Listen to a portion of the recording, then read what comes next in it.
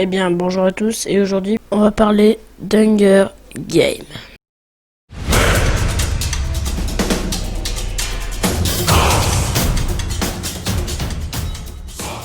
Alors, sachez que c'est... En fait, moi j'ai lu les livres, mais ça a été adapté en film, donc je vais vous parler uniquement des livres.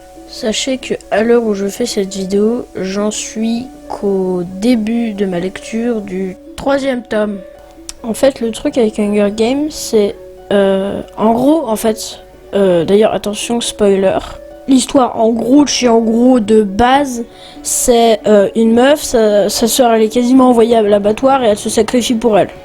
Et en fait, le premier, il y a des moments qui sont très prenants, mais vraiment, mon préféré de chez préféré, même le 3, il pourra pas l'égaler, parce que j'en suis au début de la lecture, mais j'ai déjà vu à peu près l'ambiance, quoi. C'est le 2. Parce que c'est à partir du 2e tome qu'ils se rendent compte qu'il faut agir, qu'il commence à y avoir des révolutions, ça commence, et vraiment, c'est tellement, mais tellement prenant.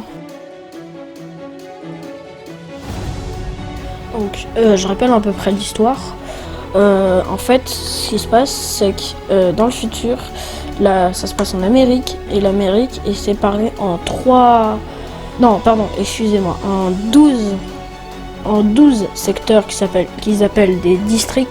Et donc ce Capitole, en fait, chaque année, il y a des jeux qui s'appellent les Hunger Games, où ils envoient un garçon et une fille par district dans une arène, et c'est le dernier qui survit qui gagne.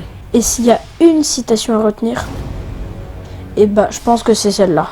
Je cite: "Non, ce n'est pas ça, je tuerai s'il le faut, je le ferai comme tout le monde, c'est évident, mais je veux juste pouvoir leur montrer d'une façon ou d'une autre que je ne leur appartiens pas."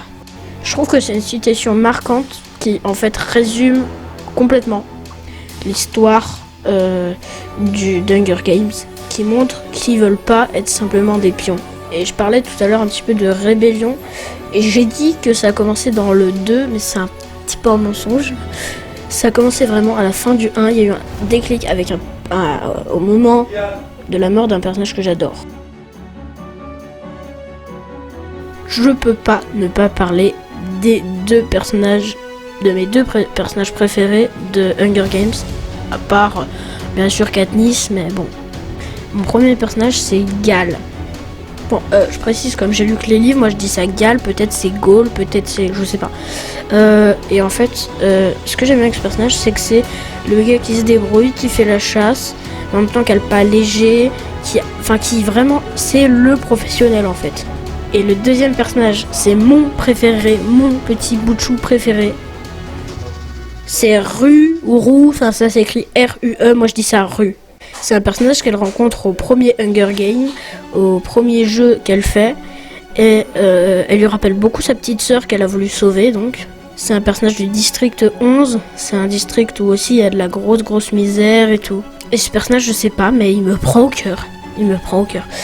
Et le moment qui m'a fait le plus chialer de tous les Hunger Games que j'ai lus réunis, c'est la mort de Rue. Franchement, c'est tellement... je sais pas, mais... c'est tellement bien écrit en plus. Waouh.